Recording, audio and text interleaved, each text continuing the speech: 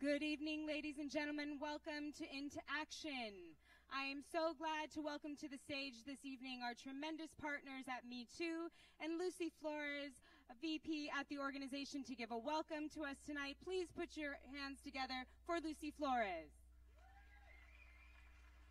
Hello, hello, hello, everyone. Thank you so much for being here. Thank you so much for your patience. So we're going to get right into this because we know we're running a little late. But before I actually do some talking, I'm going to let a video do the talking for me. So let's watch this video.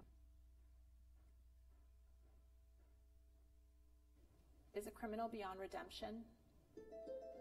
Women, just like men, get caught up in the school-to-prison pipeline system. The way that I ultimately ended up in the criminal justice system were for a lot of the same reasons. Just about the time that I was born, my two eldest brothers were murdered in East LA because of drug and gang violence.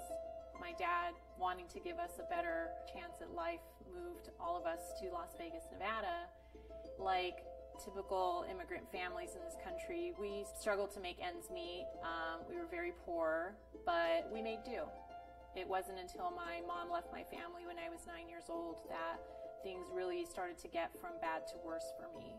My dad was literally working day and night every single day just to keep me and my brothers and sisters clothed and fed. And without that support at home, and then also with no support at school, the one thing that I did have in my community was a lot of bad influences. So even though I was in gifted and talented education and doing really well in school, no one noticed when I started having trouble and skipping school and running away from home. So I started hanging out with gangs, ending up on juvenile parole by the time I was 15 years old, and dropping out of high school at 17. When I was sitting in the courtroom and believing that my life was pretty much over, that I was going to head back into the system, I didn't have any hope of anything else. And when my parole officer announced to the judge that she was instead going to recommend that I be released to the custody of my father, that moment was everything. It was the very first time that someone had treated me like a kid with problems instead of just a bad kid. I ended up getting my GED years later when I was 21, going on to law school, and actually ending up in the Nevada legislature. And I ended up representing the very same community that I was incarcerated in for most of my young adult life. Me and my colleagues, 3 other Latinas, we were the first Latinas ever elected to the state legislature in the history of Nevada. And now, as Vice President of Public Affairs at Me Too, I've done things that I never ever imagined I would ever get to do. There is no one who is perfect in this world. We have all made mistakes when we incarcerate women. And yes, they have broken the law, and yes, they have made choices that perhaps we don't agree with and that we don't sanction. That doesn't mean that they don't need the support to be able to, 1, come back from those mistakes, but 2, to learn better ways of caring for themselves and for their families and for their children. Am I still a criminal?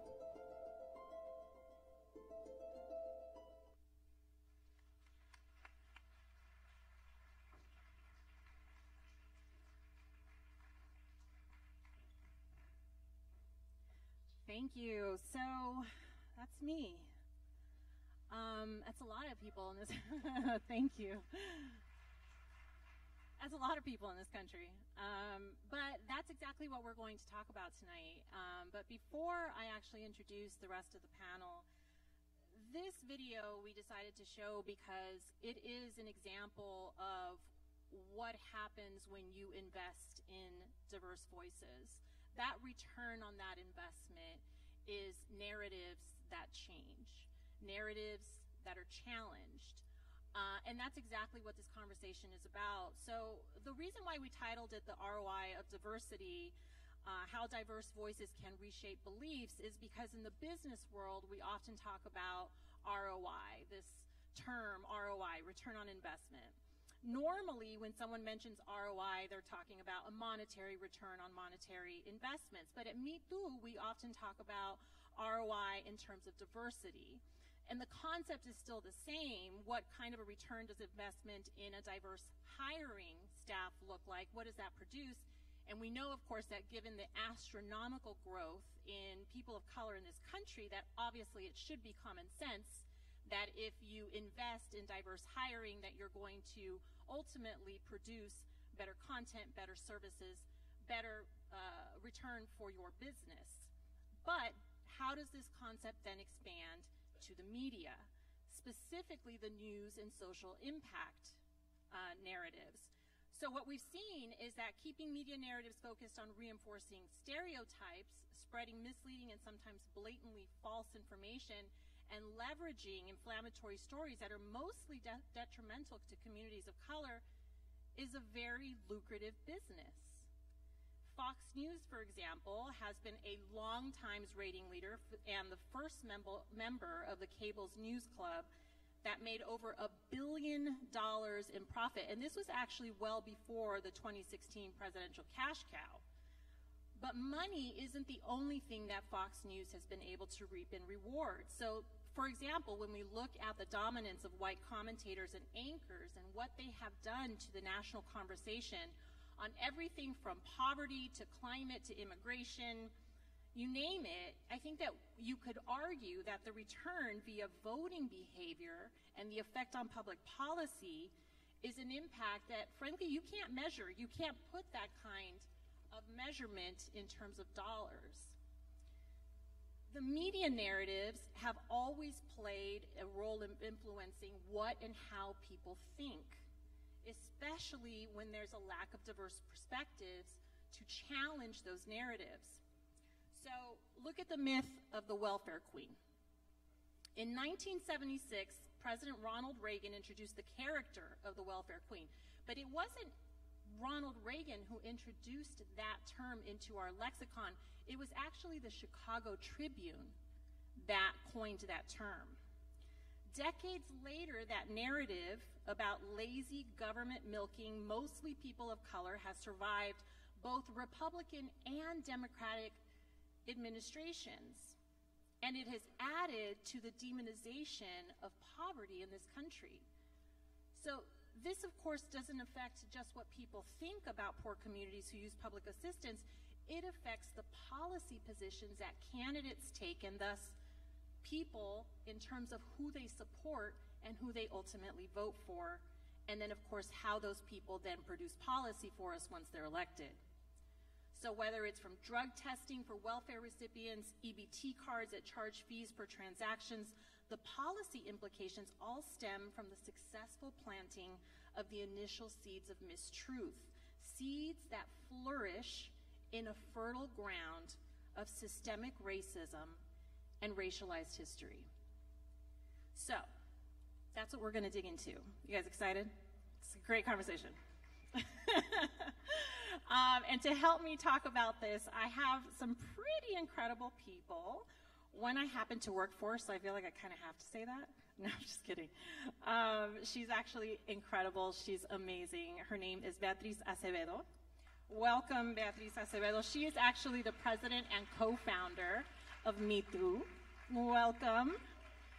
Beatriz is a 3-time Emmy award-winning producer and digital media pioneer with more than 20 years of experience creating content for major TV networks like the Food Network, Discovery, USA. Is there anything you haven't produced for? Beatriz has dedicated her life's work to creating opportunities for Latino youth in an effort to empower their voices and to diversify and influence culturally relevant depictions of Latinos in media. And she is also the reason why I employed here, so clearly she is a very smart person. Thank you, Beatriz.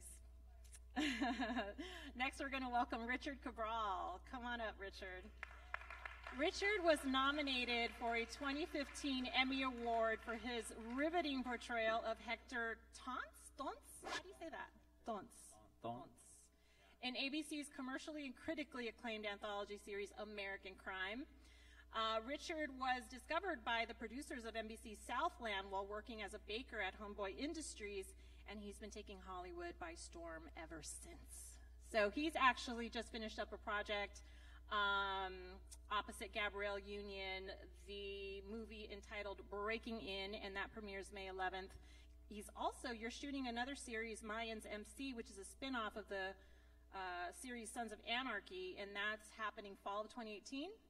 You've been busy. All right, so you guys make sure you check out his movie that is premiering May 11th and his other projects. Richard also actually continues to volunteer and spread his free time at Homeboy Industries. And this year, after 9 years, you were asked to join the board. That's pretty cool. Great. Thank you. So welcome, Richard.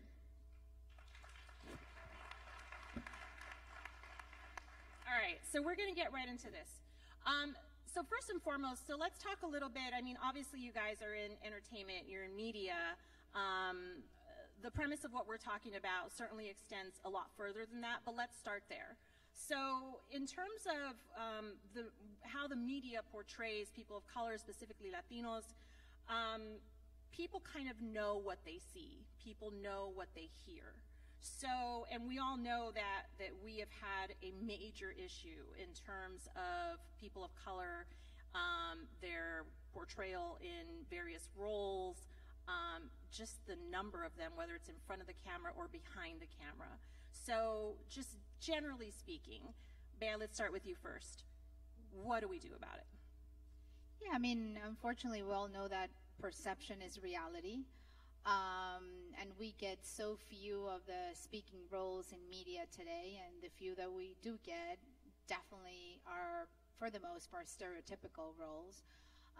And the problem is pretty deep, and, you know, I don't see like a quick fix or a solution. I mean, thankfully we have digital media, so I'll talk a little bit about that, but just in general, when you think about who's making the decisions up at the top, who's greenlighting these shows or these movies, or you know, creating these documentaries, whatever it is that portrays us in a very different way than who we know we are, that's a problem because they don't know us, right? Like they don't really have that understanding of where we come from, how we could not be further away than being lazy people who are milking the system. If anybody knows Latinos, and you know, we certainly all have our family stories, and you would know that we are hard-working people. I mean, we are people that will take 2-3 jobs in order to provide for our families. We have so much pride in the work that we do. It doesn't matter what job you take. I mean, anybody who hires anyone from our community can tell you that. Yet the perception is what people just have in their mind. So I think the way to really eradicate it is going to take time. We have to build that pipeline, and we can talk more about that, but you have to build that pipeline. Who are going to be those decision makers who are us, who want to tell our authentic stories, who are willing to greenlight the content that we don't get, you know? And we are such a major force when it comes to population growth, when it comes to the economy, and now with influence with other groups of young Americans, yet we are so underrepresented in media. So the long-term play of us leading these companies and us greenlighting these movies, sure, maybe in 10, 15, 20 years, as we all need to prep ourselves to be those sort of leaders of tomorrow of traditional media. But I do see a silver lining where digital media really came to help our communities that have been so underserved and underrepresented. And clearly I'm biased because I run one, but to not have to be waiting around for an opportunity is huge. To not have to wait for somebody to validate you, to tell you that you matter, that your story is important to them, is huge. And we hear it every day with kids that work at Me Too. And I'll call them kids because I'm like probably double their age. But all these amazing creatives that work in our company, the first thing that they say when they walk in, they say, wow, it's great to come to a place where I don't have to overly explain why we matter, right? Or why I should tell this story. Everything that we do at Me Too is about us, and it's about our stories, and is about being authentic and not stereotypical. But then if you take a look at the makeup of our company, it's just Latinos, right? So of course, we care about our community, we care about telling our authentic stories, and it starts there. So we have a long way to go to really say, okay, here's the quick 20-minute fix, how we're gonna, you know, really make a big impact in the entertainment industry or in media, but at least with digital, and I know you guys all see it, when somebody posts something, when somebody continues to share, when people are called out, we've made incredible progress, right? When you think about the progress that women have made in the past year, and like without digital, where could our voices be amplified? I mean, nowhere, because how would have that happened? Yeah, so just a quick follow-up on that, and then we're going to move over to you, Richard, because I do want to talk to you about something slightly different, but that, part of that is what is the obligation, or at least what used to be the obligation of media in general, right? And if they don't feel, like clearly they have demonstrated that their obligation is not to communities of color, that they don't feel like they have an obligation to ensure that there's diversity both in front of the camera and behind the camera, if they're not going to voluntarily give us those opportunities, and they don't feel that they have that obligation, then what's the alternative, right? And then maybe that alternative, as you're saying then, and the only alternative that I think that we have seen is digital media, right? Is a place where we don't have to ask people to give us a chance, where we don't have to pressure people to recognize that they have an obligation to serve all communities. I mean, we don't have to wait around, because God knows we've waited long enough, right? There's been so many years for us waiting to get an opportunity. Like, what's the next I Love Lucy, right? Where the main guy was cool, and he was a club owner, and he was a lead. Like, there's very few in between, and that's just too many decades of us not being represented.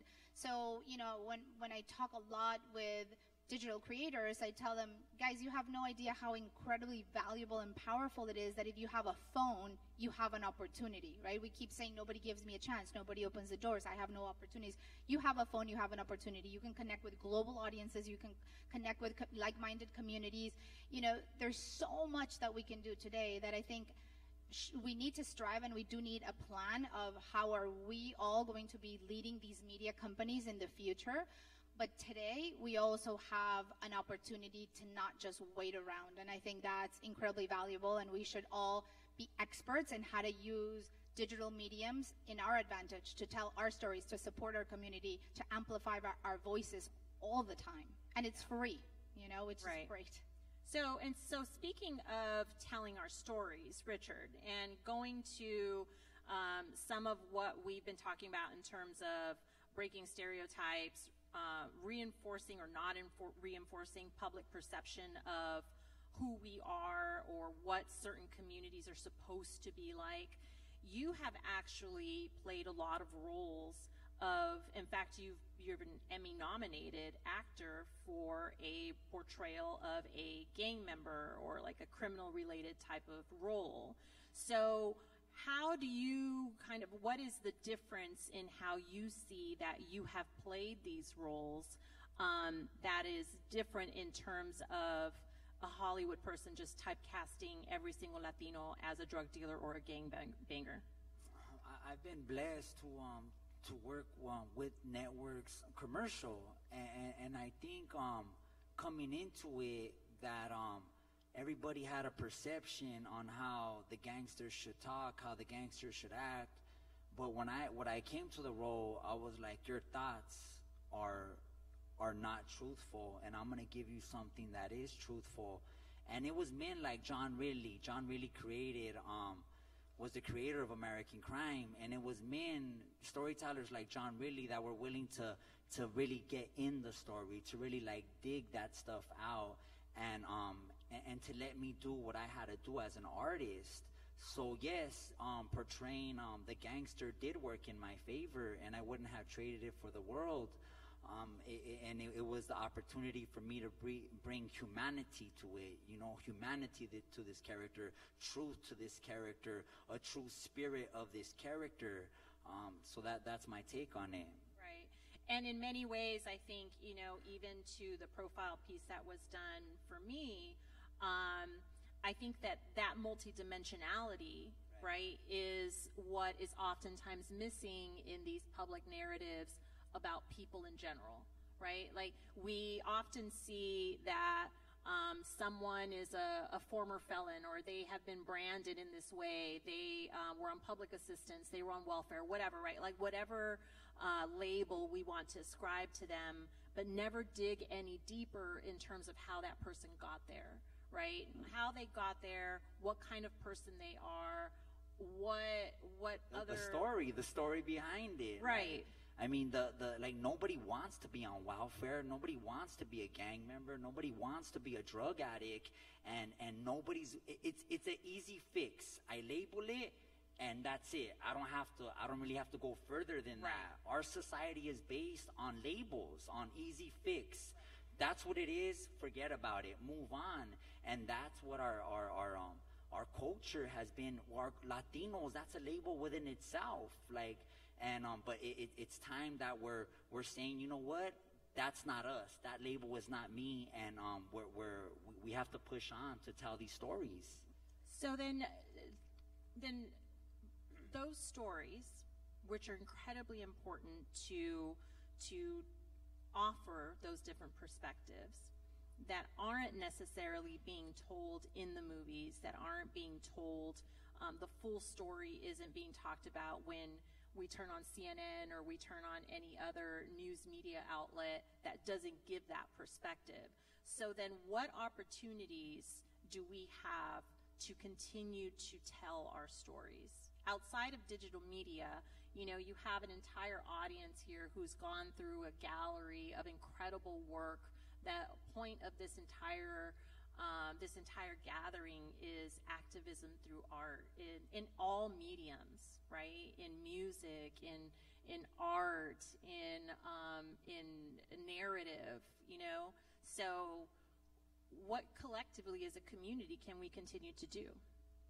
And not even as content, not necessarily as content creators, but as supporters as well. Like, how can we continue to build up this momentum to continue either supporting more stories or getting involved ourselves? I mean, I think any expression of art is going to be incredibly powerful for us to tell our stories. It doesn't necessarily need to be a video. Right. That's what I know how to do. I certainly would be the worst person to do it through music. You'd never want to find out that. But my husband's in the audience. He can attest. So not there. But anything that moves you, anything, you know, a piece of art can tell us a very powerful story. A song can tell a very powerful story. And I think the more that we collectively as a community continue to support ourselves first, but then share it with everybody else, that's the way, to Richard's point, you're humanizing who we are, what we do, what we stand for. And something that we talk a lot about Me Too that's very interesting for everybody here to know, we're very, very lucky, especially with our youth today, because Latinos are the only group within millennials or Gen Z, which is the next generation down, that have the most diverse group of friends, which really plays in our favor because whatever we share gets shared with everybody else. We say Latinos are the gateway to all millennials. So in the way anybody would have imagined a white kid sharing with their friends, most of their friends are white, African Americans the same, Asians the same. But when it comes to Latinos, it's only about 30% that it's all Latinos, and then 70% that it's everybody else. So that's a huge opportunity, right? So whether you see a piece of art, a song, a video, a poem, anything that moves you, anything that says, and Latinos are very proud to show everybody else who we are, because there's been so little of us out there in any expression that whenever we find something, we treasure it so much, right? I'm sure so many people, your video did incredibly well, Lucy, and we know so many people related to it that shared it with other friends, not necessarily Latino friends. The majority of our audience shares with non-Latinos, which is really interesting. So I think take advantage of that. The more that you guys find out there that are authentic, real stories in any way, any expression that says this is me, that you can share with the world, that's how we can all contribute, right? And it doesn't necessarily need to be digital media, but all of those things will help us be more human, be more empathetic, and just have a very different point of view of maybe how we grew up with. I mean, we all have a bias, right? Like even the most unbelievable activist, and no, I don't have a bias. We all do, right? I have. People say if you have a brain, you have a bias, just because that's how it goes. And you know, I walked into a plane that is ginormous, and I see this tiny little woman flying the plane, and I'm like, oh my gosh, maybe I should say double the prayers, because God forbid, like, will she be able to land this huge plane? It's a ridiculous thought, but it's in my mind. So even amongst ourselves, we have a bias. So the more that we can show, you know, or kind of like deprogram our brain in the way we think about even each other, guys, you know, because it's not like we're at no fault about, you know, whether you're a lighter skin Latino or not, whether you came from this background or not, whether you do that, oh, well, maybe because you're blonde, your hair is blonde, that's why you're in the Hollywood list, because you're the privileged.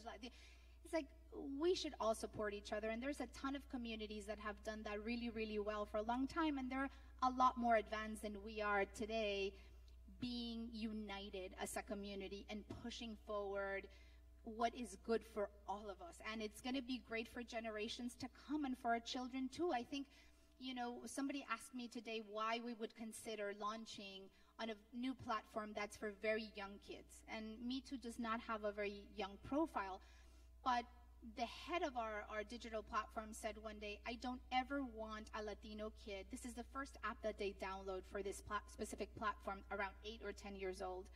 And she said, I don't ever want a kid that's 8 or 10 years old that they have never thought about being different than anyone else, to see that they're not represented.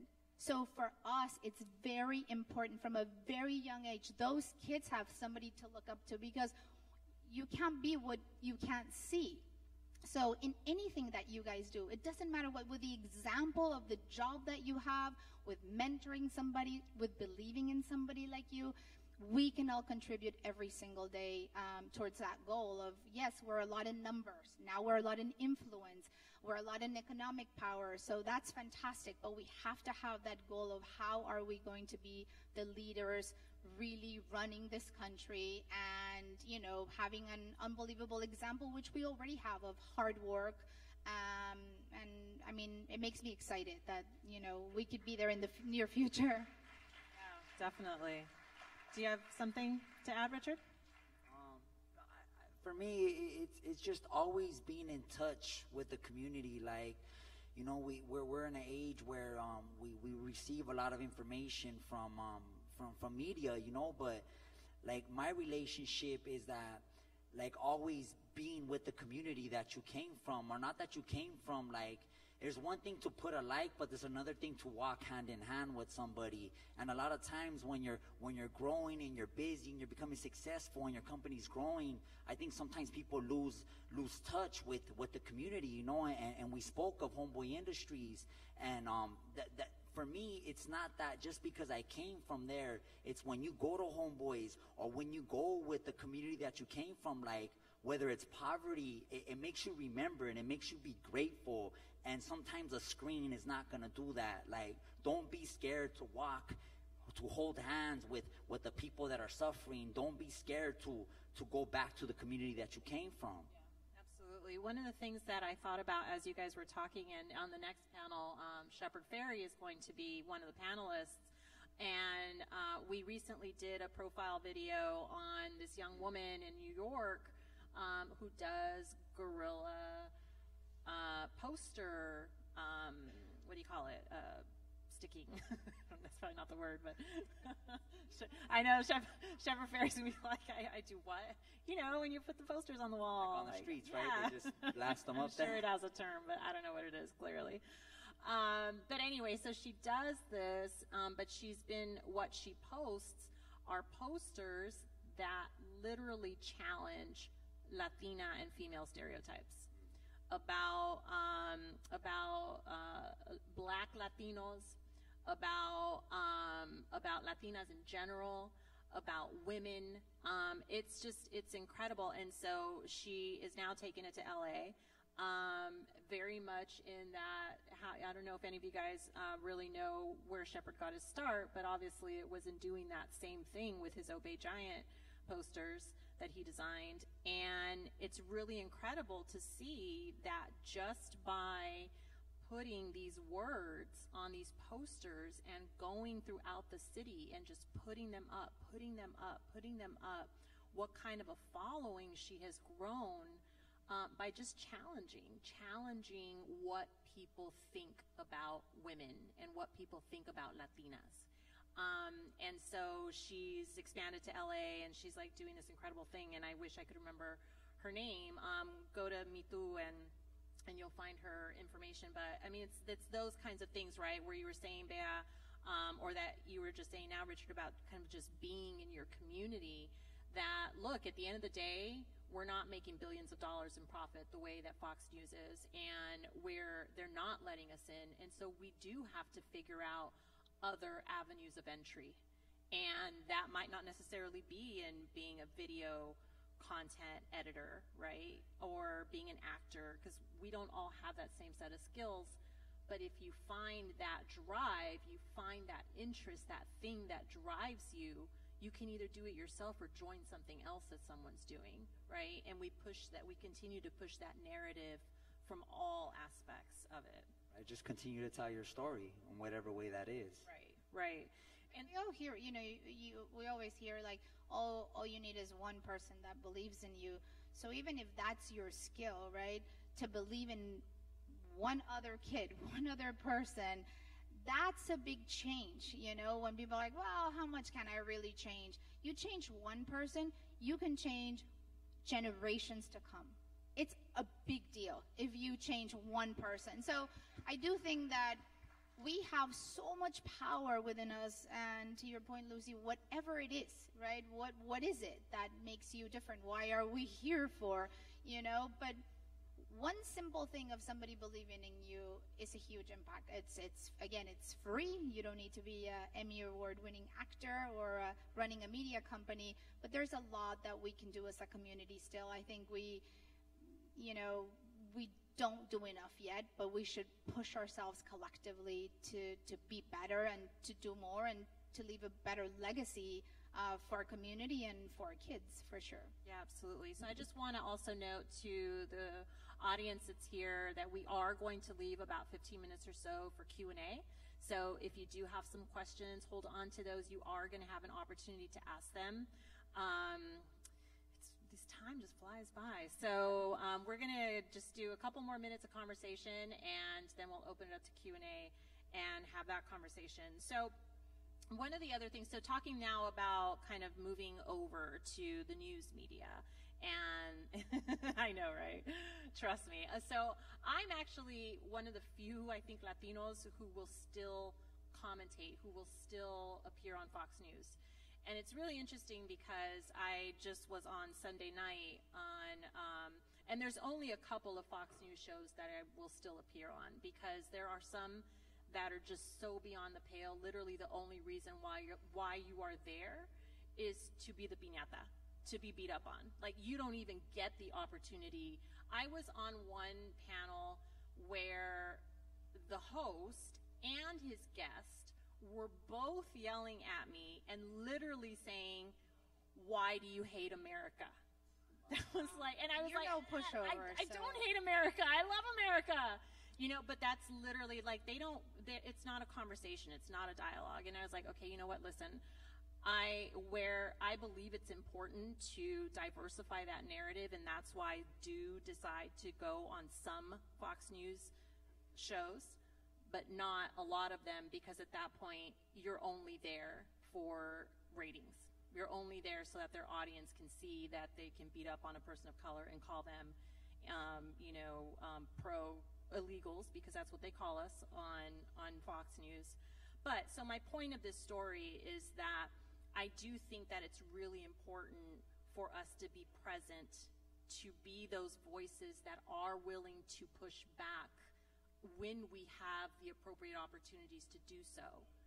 But given that there's such an underrepresentation of voices of color, not just on Fox News, but across all media channels, even media channels that we think are very liberal or that, you know, talk about content in a way that is unbiased towards communities of color, Vice News, BuzzFeed, The Young Turks. You don't see people of color on any of those shows. So we don't do entertainment, right? But what's the solution there? But again, it's the pipeline, right? Like, who is training those kids at a young age to be journalists, to be newscasters? I mean, if there's nobody encouraging you, and again, you can't, it's hard to be what you can't see. It's hard to aspire to say, I want to be that, if you can't see it. Imagine it out of thin air. You just don't think that's for you, right? So until we put a lot of time and effort and those things together, equal money, into building that pipeline, it's going to be incredibly difficult. So when people say, like, well, you know, where are the directors winning the Oscars, and where are the writers winning this? And so it's like, but it's not a quick fix. It's like you start now with kids who are in middle school, right? And you start training them and telling them that that's a real job also. But, you know, for us, we're very, very mindful of this pipeline because we need to be the ones training the next generation. And if any of us, in anything that we do, it's not a problem just for news, it's not a problem just for media, it's a problem for CEOs. Where are the Latino CEOs? I can, you know, I don't know, I know two, right, like from publicly traded companies. Where's everybody else? So even if there's 2 or 3 of us or 50 of us, we need to make sure that in whatever it is that we do in life, as a community, we are going to be lending a hand and bringing the next generation up. Very mindful in every single thing we do, because no one else is going to do it, guys. So if we don't do it, we can't expect for us to bring the next generation up, and we have to do it in massive numbers. So investing in programs that are to train and to mentor this next generation is incredibly important. We're lucky in LA, there's a few. We're a part of them. And you know what? We put time and money because it's not easy, right? To train kids and to devote time and to mentor them. But there's no other option for us to be better in the future if we don't do that. There just isn't. Yeah. Richard, what kind of community work are you involved in? Well, Homeboys, you know, we service, you know, thousands upon thousands of people coming out of prison, out of ex-gang members, and it works. You know, we have a global network where we're going across the world because this model and the curriculum that's going on here works. But you know, we talk, a lot of people are like, oh yeah, Homeboys, I buy their chips at Ralph's, you know, but Homeboys is not chips, you know, it's healing, and it started from a man, Father Greg Boyle, who we are blessed to still have him in our presence. And this man, all he wanted to do was reach out to the unwanted. You know, all he wanted to do was, where the rest of the world said that kid wasn't nothing, he said that he was something. You know, he and like that's what it is. You know, it wasn't this elaborate scheme of like, you know, you gotta raise 1,000 people or raise $1 million. It was just one person reaching out to another person. And, you know, sometimes we lose that, but that's why I continue. You know, that man loved me when nobody else loved me, you know. Yeah. And ultimately, that's what it's all about, right? I mean, it's about empowering one another. It's about supporting one another.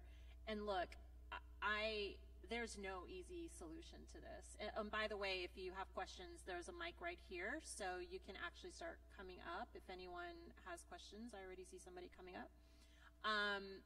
But there is no easy solution to this, right? Like, does anyone out here have $1 billion they can invest in our media company to, no? Damn. Okay, I figured I'd ask. But clearly the answer is not that easy, right? And so the solution then to challenging these narratives and these stereotypes and the things that enable, you know, Me Too recently did a survey of our audience and asked and just kind of perceptions to gauge perceptions around dreamers and keep in mind, our audience is overwhelmingly Latino, multicultural, young people. And the majority of our audience believes that undocumented people in this country, specifically dreamers, get access to free education and free health care. That's not true in any way, shape, or form. It is entirely false. And yet our own audience believes that that's true. How did that narrative take hold? Well, it's because it's what's constantly being said out there. There is a figure out there that $131 billion is what it costs to maintain undocumented people in this country, all undocumented people, the 11 million, 12 million people in this country. That figure was put out by an anti-immigrant organization that regularly gets airtime on Fox, and that figure has been cited by President Trump, not during his campaign, just on the campaign trail, but throughout his presidency. And so there is now an entire population of people out there who absolutely 1,000% believe and know in their hearts that undocumented people in this country cost $100 billion, and that is entirely, entirely false. It's false. It has been proven false time and time again. And so what then is that solution, right? And that is what this entire conversation has been. And that is the topic and the theme of this panel, is that we have to get a bigger return on that investment, but we have to be the ones to make that investment because no one else is going to do it, right? And that investment in getting out the diverse media that is necessary, whether it's in Hollywood, whether it's in media companies, whether it's in across news organizations, we're going to have to figure it out. We're going to have to be the ones to do it. And we're going to do it in all of these incredible diverse ways, right? Whether it's posters on a light post in New York City, or whether it's opposing Gabrielle Union in the next Hollywood thriller, or whether it's empowering the next generation of storytellers by this incredible Latina from Mexico, right? Like, we're all going to have to play that role because, unfortunately, none of us have $1 billion sitting around to start our own news organization. So what's your question? Is the mic on?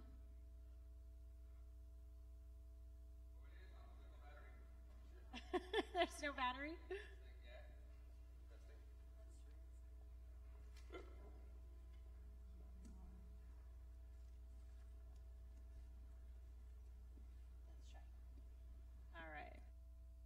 Mic check. All right, sorry about that. Mic check. It's really high. All right, before anything, thank you so much to all you three. Thank you, yes, for one, being here and helping change that narrative and that stereotype that we desperately need as people of color. But my question is, we know I was a dreamer. I just got my residency last year. Yes. But I know that as Latinos and as a dreamer, even that concept of, like, don't blame me, blame my parents type of conversation that we learned about and shifted later, and that, immigration is not only a Latino issue, and we kind of like unintentionally made it a Latino only issue, pushing away our Black community, and at the same time really pushing for these numbers of Latinos that helped us, but unintentionally, as we're pushing for quantity, the quality is that's being affected. And also knowing that this country, just flourishes, as you mentioned, on this anti-Black sentiment, how do we now as Latinos move from quantity, knowing that we do have Me Too, we have organizations, we are the majority, that, we still have this generational anti-Black sentiment with tortillas, we're mamas, with Univision novelas, pure white folks there. Now that we have the Hispanic Latino in Downey being the majority, which has just as much wealth as Beverly Hills. And even on forms now, when you sign up a form, you have the option of being Latino or white Hispanic. So we know that as Latinos, as we're becoming the majority, we are unintentionally being pushed as the Irish and the Italians to now join us as the majority, as long as you push our black community on the side. So that's kind of already in that space. So how do we then, as have these platforms, don't just kind of brush up this bias, but like, do we jump in intentionally to really talk about this strong anti-black sentiment still within our Latino community, to understand that when we liberate our black brothers, we're liberating all of us at the same time, and not just wait for later, but now. I mean, I can speak in the way like we do it. We certainly call it out all the time. I mean, we have videos that have done incredibly well for us. I mean, there's one from this woman that works for us from New York, who's amazing, and she does a show called The Cat Call, and one of her videos that's one of the most popular is like, you know, this girl asking her abuela, like, why are Latinos so white on soap operas, right? Like, it just makes no sense. And she's like an Afro-Latina girl, and she doesn't even see herself represented in our own media, which is pretty mortifying. So we're constantly calling things out of, you know, even really challenging stereotypes of an Afro-Latina who also converted to Islam, right? So it's like, oh my gosh, you have such a hard time already being a woman and a Latina. Also, you're an Afro-Latina and you decided to convert to Muslim. You know, it's just very, very complex. But whenever we find those stories, we always want to highlight them because, again, it's about connecting with people, telling their stories, right? You see a video and you might never have been incarcerated in your life or be close to anybody with that story. But when you hear somebody that was, and you hear their story, and you can connect, and that's at a different level. So for us, it's important that with whatever big or small platform that we have, we are constantly addressing these sort of white elephants in the room, whether it's privilege, whether it's white Latinos, whether it's, we know our abuelas calling the same name from anybody that comes from Asia. We know what that is. I won't say it. But, you know, I do it too. My mother says it. My grandmother used to have her biases. And, you know, I'm hopeful that the next generation is not like that. And I see it already where kids are just pretty colorblind. I think that's another good thing of media. And it's so global. It's so much more open. It's so much more accepting of people from all races, from all colors, all sexual orientations. You know, I did not grow up like that, but I have 12-year-old twins that, to them, somebody who is gay or is African American or is Latino or it's white, they're really all the same to them. You know, they're very open, they're very accepting. And it's not just my kids, I see it with the generation. Or maybe it's LA and we're just more tolerant people, that could be. But I'm hopeful that the next generation definitely grows up in a very different way than, we can't do much about our grandmothers right now, right? Like, that's just so instilled in them in the way they were brought up. But I think as generations progress, and it continues to be our job with the next generation, I think that's where we can create a ton of change, really making sure that they grow up in a very inclusive and supportive way with everybody.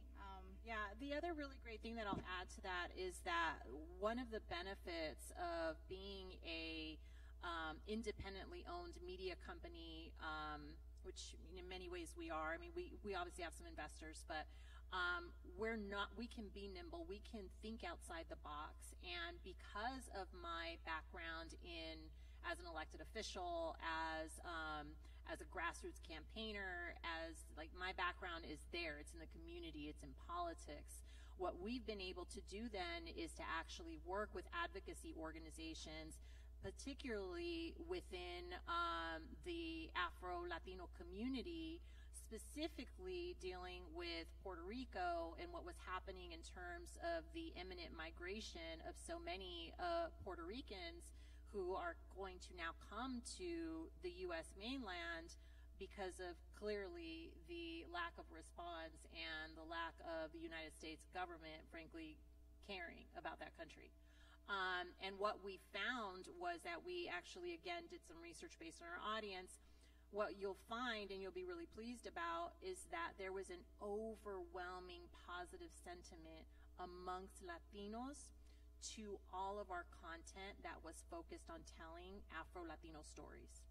And that was a good sign. And so in that way, then we were able to advise these various advocacy organizations that are then going to start doing outreach to these communities as they enter, whether it's Florida or other places, New York, East Coast, Houston, places in the United States where a lot of Puerto Ricans are now coming to, so that we can, in many ways, do exactly what we've been talking about, mitigate those narratives that we know are coming against especially Black Puerto Ricans, right? That they're just here, they're going to take our services, that they're just here to again milk off our system, etc. Narratives that we already know their exist. system too, right? Because they're exactly American. right. So That's exactly right. So you know, to kind of head that off to begin with. So that's been a really great thing that we've been able to do as a company, is to use those insights and actually inform advocacy that's going to be done on behalf of the Puerto Rican community. And that's just one example, right? So it's a pretty incredible tool for us to be able to have at our disposal, that's to the benefit of our communities. Do we have another question? I think, we have just a few minutes left. Do we have any other questions? Yes, come on up to the...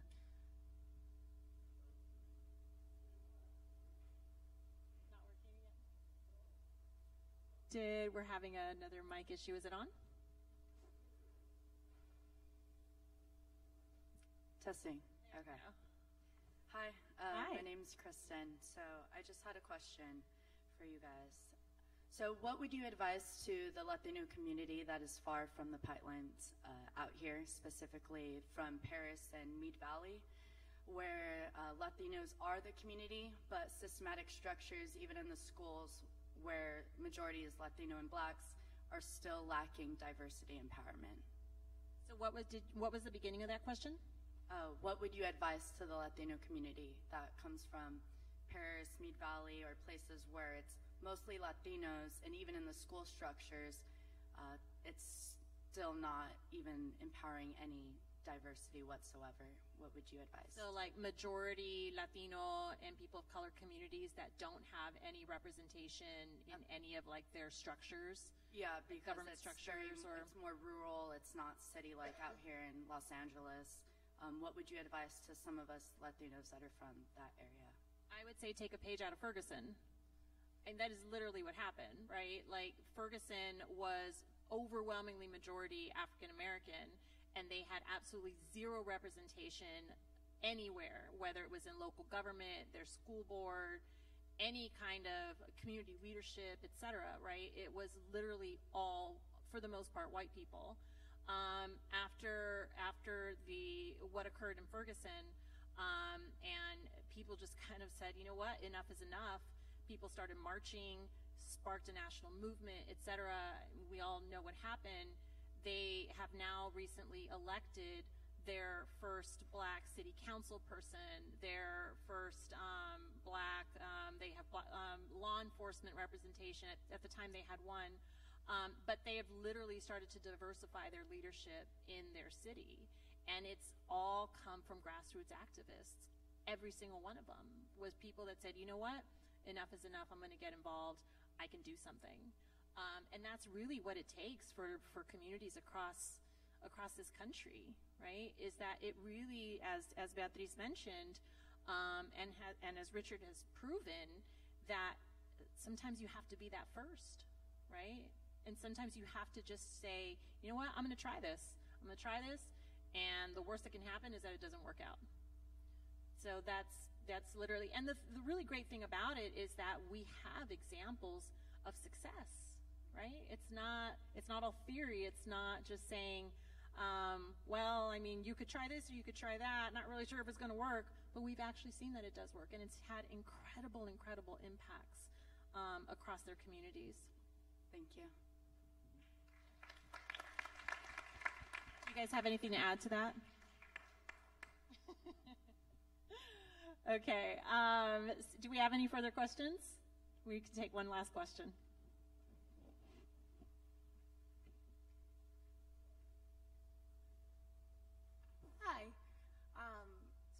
question for you, Beatriz. You talked about that you can't change the mind of your abuela, but when you have these familial structures, and my sister's Black Puerto Rican, I used to live in Panama, so a lot, I feel a lot of that. But saying that you can't change your abuela when you have these strong family structures who are raising that next generation, shouldn't that be the direction that we're going in as well? Shouldn't we be changing every person who is going to be raising this next generation to break down this segregation, to break down these barriers? And while, yes, people are set in their ways, but I mean, look at all the people who are like, I absolutely regret voting for Trump. Look at all the people who have changed their ways, who have done this, that, or the other, and are of, retirement age. So I think it's possible, but I guess I kind of had a question for that, because it kind of like felt jarring. Sorry, I should have used a better choice of words. English is my second language, so sometimes I just don't do a good job. But you're absolutely right for calling it out. I mean, it's not that you cannot change them. We certainly, in our household, we have multi-generational living. I lost my father less than a year ago, so now my mother lives with us. So she's the abuela, not my abuela, who's no longer with us. But so she certainly has a big influence in the kids and in the family. So she's there all the time. And not only I call her out whenever there's something that none of us agree with, but the kids call her out, right? And they're just like, how could you say that? Or that is completely politically incorrect, or you are totally stereotyping. I mean, my poor mother is just like constantly scolded by everybody in the family. That she's going to be more careful next time when she chooses her words. I'm sure she will over time. The more and more and more we expose her to, why we're all the same, why we should be tolerant, why we believe in what we believe. That was different than the way she was raised and her mother was raised. I don't know that she'll definitely be exactly who this next generation just grew up being, right? So I would say for me, putting a lot of attention in kids that I can still mold and who authentically can help me call her out, or anyone else from her generation or any other generation or demographic, is what I really meant of putting our effort in people that are so moldable today and are so, just not biased yet against anything. That's where I have a ton of hope for. But you're absolutely right.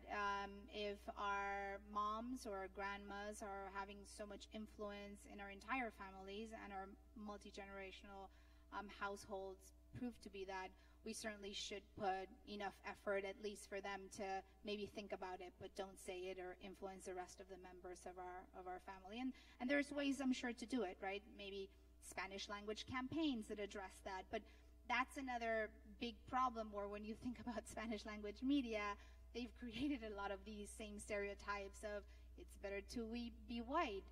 Anybody that you should aspire that is rich or successful has blue eyes. Things like that. We don't run that type of organization. So I guess for me, I just feel having influence on very young kids and being able to create that change now for the future seems like an easier thing to do. But I agree with you that we should be mindful of anybody that has influence over our kids or our families. I would also add to that, I think a lot of that responsibility is also on us. When President Obama, when he first was a candidate, my dad used to refer to him as a bad name. And I was like, immediately like, no puedes decir eso, I'd be like, you cannot say that, and I was like I wasn't like, oh my gosh, don't say that's fun. I was like very stern, right? And I'm like, we're going to have some issues if you keep saying that word. Like, you can't call him that, And sure enough, he didn't. In fact, he would make fun of me and say that he was going to vote for Bush. Was he running against Bush? I forgot who he was running against the first time. Who was he running against? I forget now. Anywho, that he was going to vote for his opponent. Who was it? McCain? McCain, that's right. It was McCain. Oh my gosh, with Palin. See, I had repressed all of that. It was gone. Brought it all back up. So anywho, so he would be like, well, no, I'm going to vote for McCain. And I'm like, well, you do what you got to do. But just, we cannot have that kind of conversation if we're going to talk about this. And on election day, I didn't ask him who he voted for. He obviously knew who I was voting for. And out of nowhere, he said, I decided who to vote for. And I'm like, great, who'd you vote for? And he said, voy a votar para el presidente Obama, que va a ser el presidente. And I was like, all right, we've made some progress, And I mean, like, literally the fact that he referred to him by his name and, and he has not referred to any black people, whether Afro-Latino or not, in that way since. And it's a little thing, but that accountability is with us, right? And so I really agree with Beatriz in that yes, I think a lot of it is changing the narrative about what we see, but it's also changing what we can do as individuals and that responsibility within us as the next generation, not just for those folks who are older than us, but also obviously the younger generation that's coming up behind us. Okay, so that being said, we have run out of time. You don't have to, but do you have any closing remarks, any comments, thoughts? I just want to thank Richard, who's just such an inspiration and such a great, friend of ours, for always showing up and supporting anything that we do that supports our community, shines a light into representation of Latinos in media. So I know I said it back in the green room, but I want to say it in front of everybody, thank you so much for always being present, for lending your voice, your motion. I love it, and I feel incredibly blessed that you continue to support us and our community. Thank you.